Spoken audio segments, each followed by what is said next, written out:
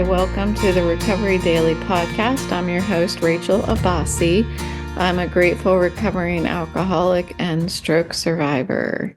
And I've had a busy day and I have probably gone overboard. Yes, I've definitely gone overboard, but I feel good on the inside, and that is a battle. I go back and forth. I want to be involved. I want to try to create jobs for myself. My husband is all too aware of this, but I have to contain also how far I go as far as getting involved in things. So, what have I done today?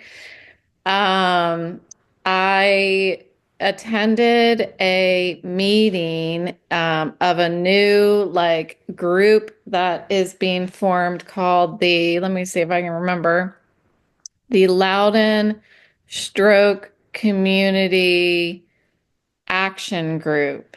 And I really think that that is a great thing for me to be involved with. It's local. I feel like I can contribute with my experience in marketing, with my podcast, with my experience in writing. So I'm pretty excited about it, and we'll see. I think we're going to plan to have a 5K and lots of other different, there's some like conferences coming up locally where we're going to have a booth. I don't know how much I can contribute to sitting at the booth without triggering my head, but I'm hoping that I can contribute in ways that won't trigger too much discomfort and pain. So I'm super excited about it. And then the next thing is I signed up to volunteer for the Vestibular Disorders Association. It is called VEDA, VEDA. And I did very minimal things. I checked off. The major one was writing, like writing articles. I can definitely do that with my experience. And I also volunteered to participate or help out with social media, which is something that I've been um, trying to grow in, and I have experience with that with my job. So, two, I think, cool things. Trying to get a little more active in, and the reason why is because I really backed off of, if you haven't noticed, I backed off a lot of support groups. Other than my sobriety meetings, I haven't really talked about going to my vestibular support group or my stroke support groups. And that's because I haven't gone.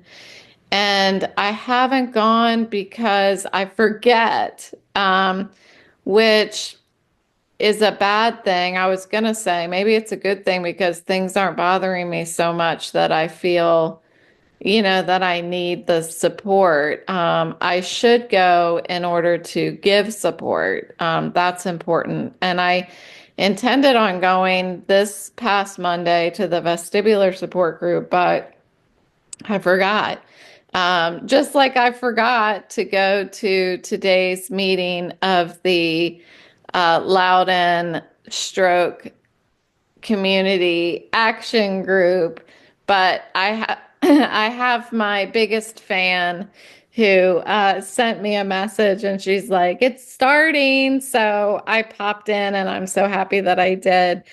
So thank you. I know you're listening to my podcast because you're my biggest fan. Thank you for helping me show up to things. I wish it didn't have to be that way, and I don't know why it is. I guess I just can't stay focused. I can't remember things. It's something that has happened as a result of my stroke. I know it's affiliated with my stroke because I didn't used to have this problem before.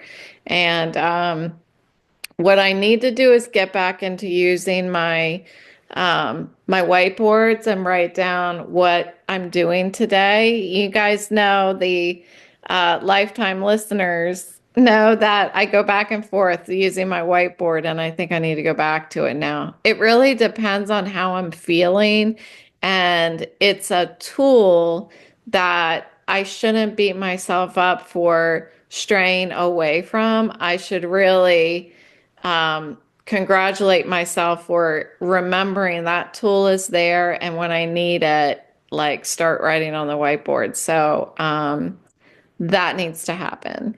I'm staring at one of the whiteboards right now and it's blank. So so let's see if I can get back to that. One thing that I have been doing pretty great at, if I don't say so myself, is that I have walked Autumn twice this week, from around the whole like neighborhood area that I used to walk her before I had to medically retire. And that is 2 miles. Dos milos. So I'm really excited about that. The walk it takes me, uh, I mean, it's got to be twice as long as it used to take me when I was better. So there's a time period between my stroke and my medical retirement where I was outside still walking. Like when I first had my stroke, I didn't do it immediately. Like I built myself up to walking again. I even ran after my stroke, but then something happened. My belief is that I had another mini stroke. My stroke specialist thinks that that also might have happened, but I haven't gotten a lot of confirmation from her about that. I think her records she wasn't able to confirm it or something. I have a follow-up appointment with her. Anywho, and then yeah, so something happened, and now I have been really struggling with being able to walk long distances. Long distances is 2 miles. That's a long distance for me. I hadn't even been able to walk 1 mile, but I did get myself up to doing 1 mile, which was a significant leap. And so, of course, you guys know me. I went from 1 mile to 2 miles, not 1 mile to a mile and a half or something. So 2 miles. So I can feel it on the days that I walk. So that was Monday and Wednesday. I feel tired, and it's a different kind of tired than like a typical, like I just ate a big meal and I want to take a nap. It's a little different than that. It is a physical, like my whole body is just tired and needs to rest. It needs some restoration, some quietness. And that was something I wanted to talk about today. But I'm doing it. Monday, I took a nap afterwards. Yesterday I did not, because I want to get more stuff done during the day. I have a lot of stuff that I want to do. I've been trying to get some paperwork done as far as like health insurance. Yes, all of that stuff still lives on. That's my full-time job, is dealing with doctors and health insurance. So that stuff still lives on. So when I go out for a walk in the morning and take a nap in the afternoon, I feel like I'm not really accomplishing much. So I need to be gentle with myself, but it's just not the way I like to spend my day. I'm a mover and a shaker, people. So what else? So I did that, and then I have done yoga as well on alternate days. So that's been going good. I've been really sore, but I'm going to keep moving past that because I think the soreness is a positive thing. I think it means that I'm working the right muscles. you know that I have this back issue that has happened since my stroke, and I'm blaming it on Autumn. I thought she was going to open her eyes and look at me, but she didn't. So I'm blaming the back pain on Autumn because after I had my stroke, I took her out for a walk and she like took off running and just pulled the muscles in my back all the way down my right side from my neck all the way down to my lower back. So, um, yoga is the only thing that has ever helped my back. I've always had back issues. This is a whole new one. But it's getting to the point where when I bend over, um, or move in a certain, even like if I lift one of my legs up, my lower right back will crack. Like it'll just go pop, pop, pop, pop, pop, like 5 times like in a row. There's something wrong down there. So I'm trying to strengthen the muscles around it because I think that's what needs to happen. And the reason why I'm my own doctor is because I've gone to several doctors about this issue and like a chiropractor and a physical therapist, and none of them seem to be able to help me. They seem to not be really giving a shit, to be honest with you, about the exact problem. It's more like, okay, it's probably this. We're gonna put this on you. And, they're not really. One of the no, the chiropractor did a X-ray and noticed some, imperfections, of course.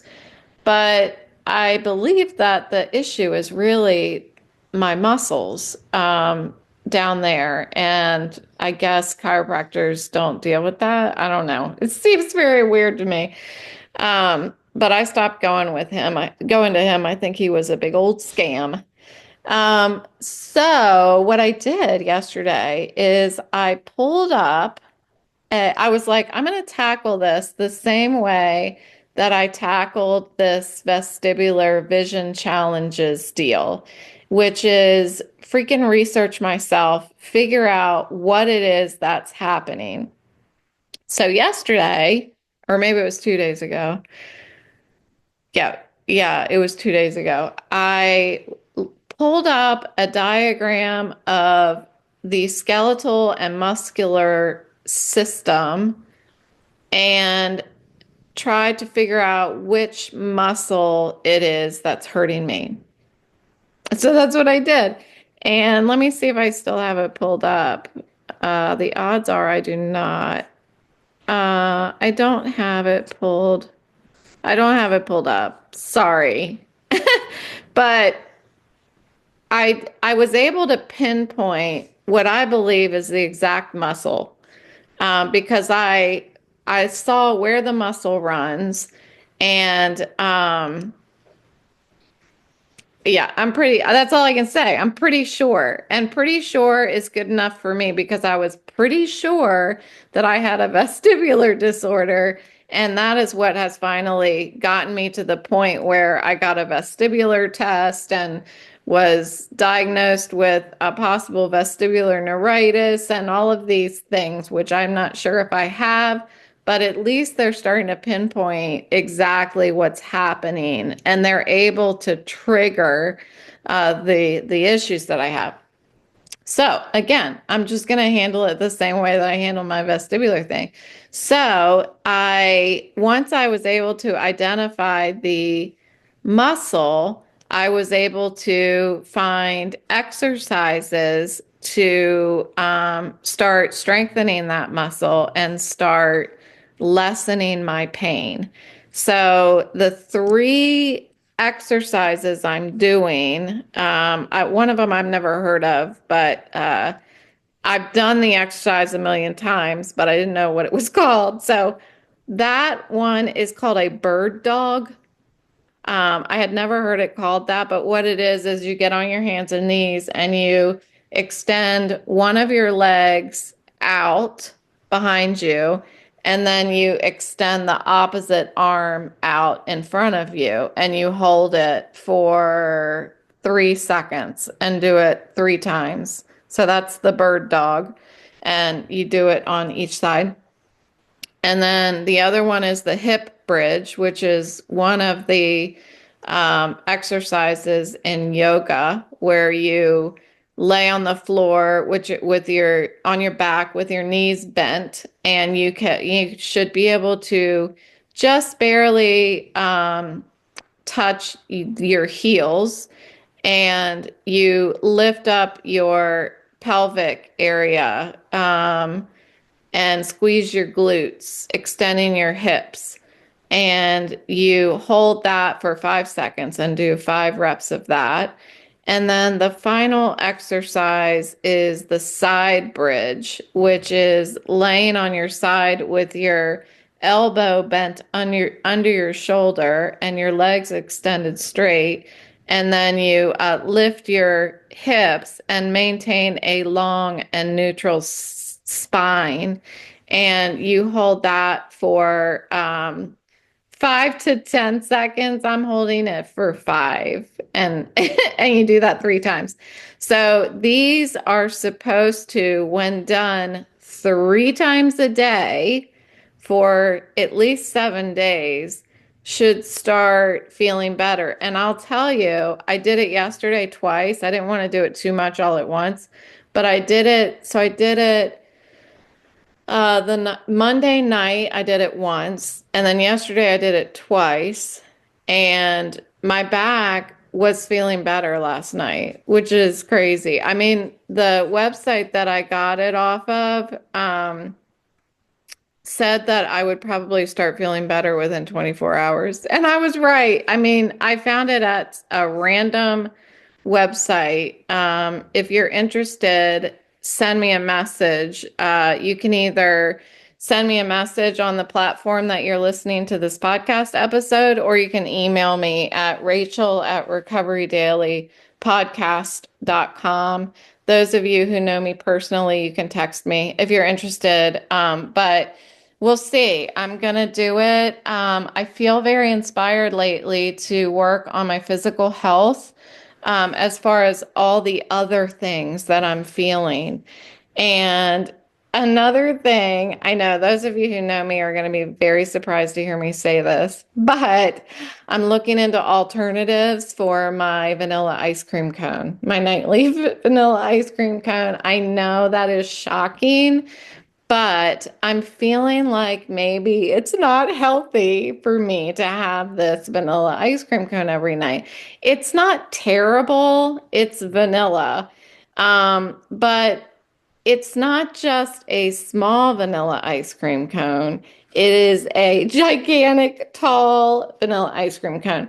And just like alcohol, I can't seem to just have a small ice cream cone. As soon as I start scooping, I am balancing that baby as tall as I possibly can. And I'm like balancing it to go sit down and eat it. And it's just getting out of control. And it's probably like at least 400 calories that I don't need to be eating. So I was talking to my husband about some alternatives, and we happen to have a Yonana. If you've ever heard of it, it's just this small little contraption that you feed a frozen banana through it, and it will make banana ice cream. And the banana ice cream may not sound terribly wonderful, but when you start feeding other frozen fruit through the device along with the banana, that's when it gets yummy. So I'm going to try that. I'm also going to look into Daily Harvest. I eat every morning. I'm a creature of habit, obviously. So every morning I have a strawberry banana smoothie through Daily Harvest, and it includes like flax seeds and oatmeal and all of that good healthy stuff. It's I love it. I love it. It just, the Daily Harvest, they send it to you in a little paper, a medium paper cup, and and it's frozen. All of the ingredients are inside the cup, and you just pour it into the um, blender with some water. It says you can use juice or milk. I like to use water, and mix it up, and it's a just a delightful smoothie in the morning. I have one of those every morning. So I start my day with a smoothie, and I end my day with a vanilla ice cream cone. And I would like to possibly switch that ice cream cone to something else. I even thought, why don't I end my day with a smoothie too? But that might be too much fruit. I don't know, but a Yonana is going to be fruit too. Anyway, the fruit has got to be better than the ice cream, the way I see it. So, and I'm my own doctor. I wonder if I can tell insurance and disability and everything that I'm my own doctor. I have told the specialist that I have seen most recently with MedStar in Washington. I told them that I was my own doctor. I'm my own researcher, my own doctor, my own insurance agent, and all of that stuff. Because it's true. I'm the one fighting the hardest for me and working the hardest for me.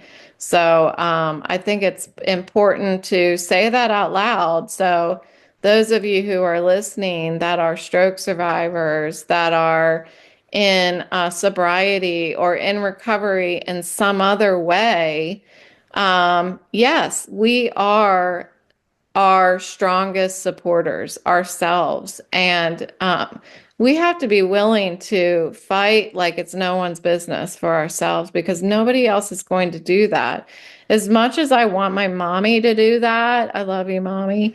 As much as I want my mom to do that, she can't do it. She has to fight for her own health. And the same goes for everybody else around me, my husband, everybody. We all have to fight for ourselves. And man, sometimes I feel like I've been fighting so hard and I want to take a break. And I feel like I have been doing that lately. That's not bad, but I feel like I want to get a little back into networking with my stroke and vestibular people because I think it's important. And I guess I don't know why I've taken a break from that. I think after going to so many doctors for so long, it's like I just wanted to, I got approved for Social Security disability, which was like God sent. I'm so grateful for that. Um, that I don't know, I was able to provide the right documentation and see the right doctors and have all the paperwork. And I fought really hard for that, that I think I wanted to just take a break and be like, you know what? I just want to paint and I want to do crafts and I want to sew and I want to hang out with my dogs. So it's like I have the luxury, and this may be wrong what I'm saying right now, but it's like I feel like I have the luxury of taking a break from stroke and vestibular fighting while I don't have the luxury of taking a break from fighting for my sobriety, which probably isn't okay because right now I have like today I'm having extreme symptoms today. Um, I think it is because I've been doing a lot, like I told you this morning. I've been doing a lot of I think researching online and I also, oh, right, there was another thing that I did this morning too, which was I wanted to see if it was easy or not even easy. How do I donate all of the net profits of my painted pill bottles on Etsy to a research incorporated that does research for ALS. So the owner of the company that I left passed away from ALS, and my aunt also passed away from ALS. And although that is not something that I suffer from, thank God, yet, um, it's something that I feel very passionate about. It is a terrible, terrible disease. It's terrible. Um, and these two people in my life who had it and have passed away after a very short battle, um, it is just a terrible way to die, you know? Um, I did not, I wasn't present with either of them during their last days, but I was able to speak with the owner of my company for his last year because we were both sick, and I feel very privileged to have had that time and for him to have had the time to respond to me. And I made him a quilt also. That was my first quilt that I talked about on the podcast episode, I guess a year ago. That was something I started right when I had to medically retire.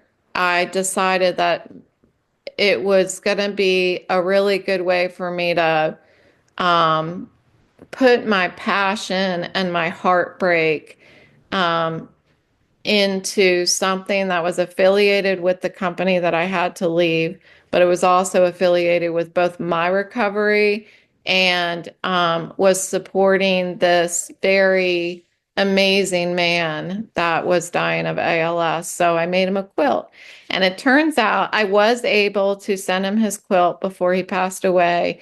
And I did receive an email back that he received the quilt and that it was the first quilt he ever received. So that made me feel really special.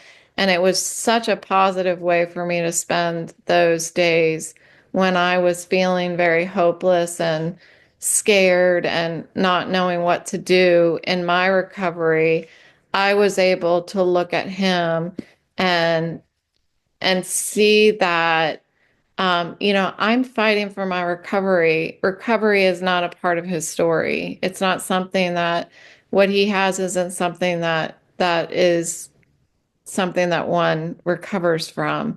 And it was just a really positive way for me to put my energy into something else other than myself. So I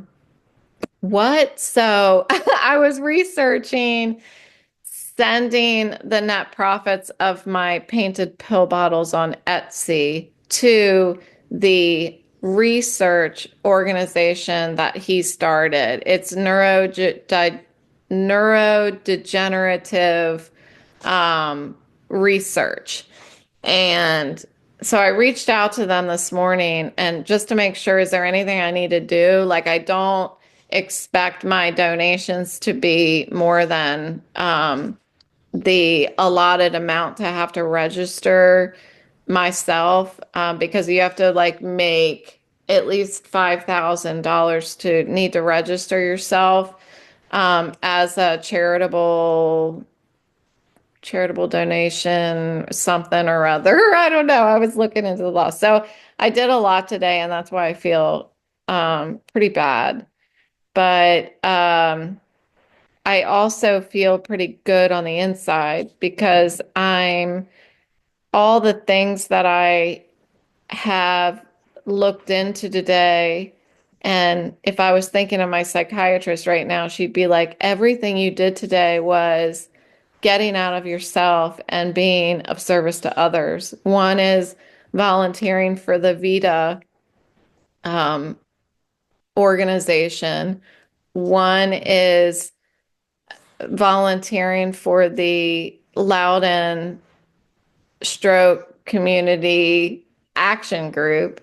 And the third is to donate all of my net profits to ALS research. So that's the kind of stuff that makes me feel good.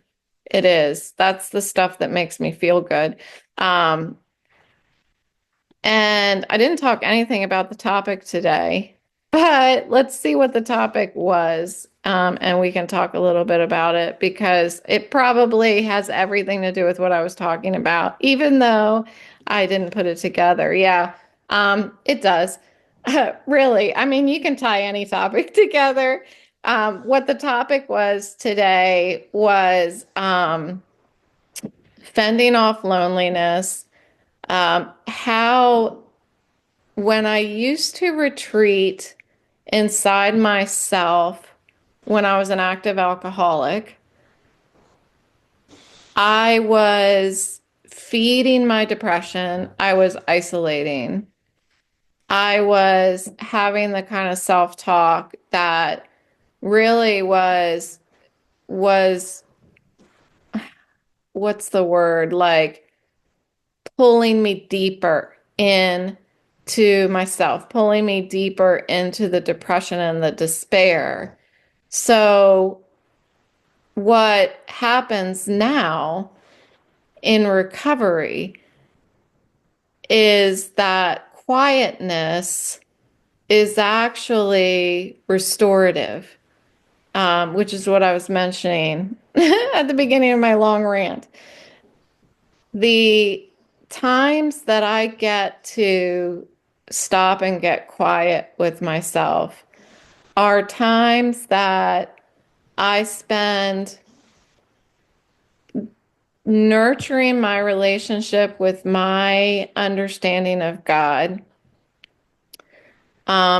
It's time when I look for solutions to anything that I might be struggling with on any given day. Whether that means today, where I've got this really bad symptoms, I'm just struggling with a lot of that rubber band head pain that I haven't talked about for a long time. It's still there, but I don't talk about it a lot. But that head pain around my head, the inability for my eyes to focus on anything, um, a little bit of nausea, the headache, all of that is there today, a little worse than normal. It is the end of the month, and you guys who show up for me every month and for yourself know that on the last couple days of the month, my headaches start really impacting me. So that might be one of the reasons why I'm feeling so bad, other than having done all of this research this morning. But when I'm feeling like this and I have some quiet during the day, I like to use it to relax physically, to focus on really loosening those muscles around my scalp and looking inward and recognizing that I may be in pain, but I'm okay.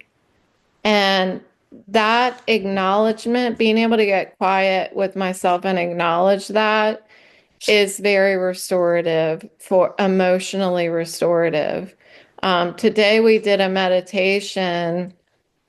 Because it's Thursday, right? We did a meditation, and as I was sitting there attempting to meditate, I was just thinking about my pain in my head. Until I got to the point where I acknowledged that I wasn't meditating. I was thinking about my pain and discomfort. And that exercise alone is the point. That is the point of meditation. The point of practicing meditation is not that you get quiet and all of a sudden there's a glowing aura around you and it's like magic is happening. Practicing meditation is letting those real thoughts that kind of simmer in the back of your head until you get still, allowing them to bubble up, and then noticing eventually that they're there and saying, okay, I acknowledge that you're there. Now I'm going to let you go so that I can just breathe and I can focus on my bodily sensations, my pain and discomfort. Because I was not only feeling the pain, but I was also feeling frustrated by the pain. I was thinking about, well, maybe I should have gotten Botox. I was thinking of that this morning. I was like, maybe I should have not said no to the Botox. Maybe if I got the Botox, that's actually better than Emgality. Um, and I also got a text from one of my sober friends saying his wife has been on Emgality and she started taking one of the weight loss injections and now is not on Emgality and has no headaches. And I'm like, maybe I should go on some sort of other drug, that miracle drug. Those weight loss drugs have been coming out as miracle drugs. They like seem to help all kinds of ailments. It's really fascinating to me. Um, until, years from now, we find out the true damage that they were doing to our bodies. I don't know, just like the COVID vaccine, how, you want to take it so that you don't get COVID, but yet later we all find out that it was causing strokes and heart issues and all kinds of stuff. Um, at least that is my opinion. Okay. Um, it's certainly been my experience. So, anywho, I was trying to meditate, but I was thinking about all of this other stuff. And then I finally realized, Rachel, hello, Rachel. Come back to where you are. And I did. I came back to where I was, and it was probably like 2 minutes of meditation left. That was it.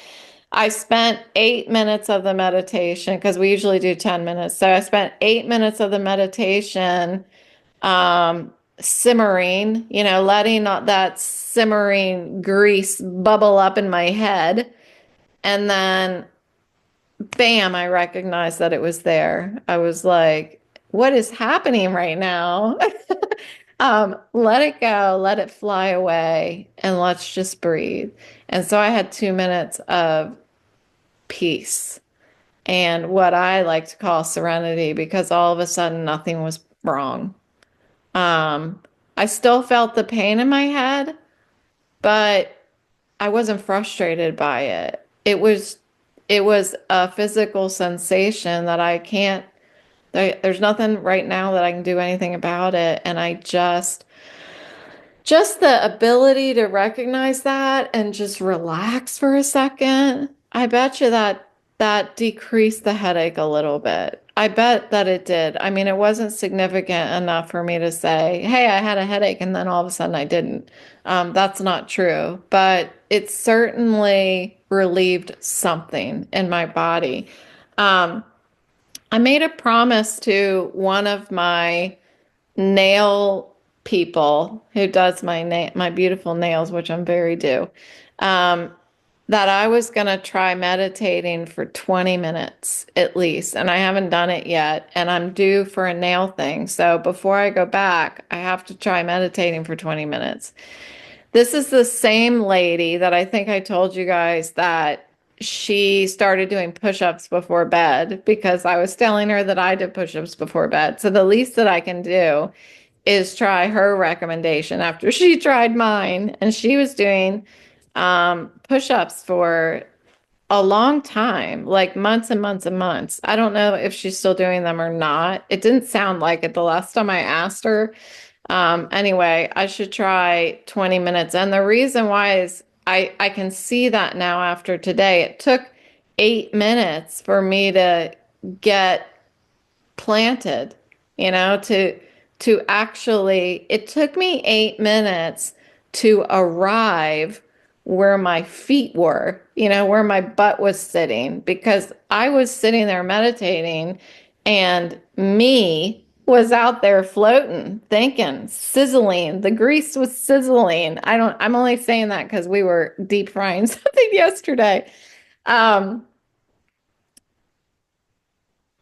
So 20 minutes will allow me to have, 12 minutes to sit with me rather than two, because I was doing 10 minutes of meditation.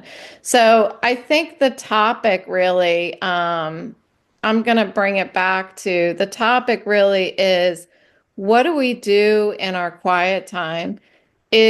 Are we using our quiet time to sizzle, simmer, or are we using our quiet time to be restorative?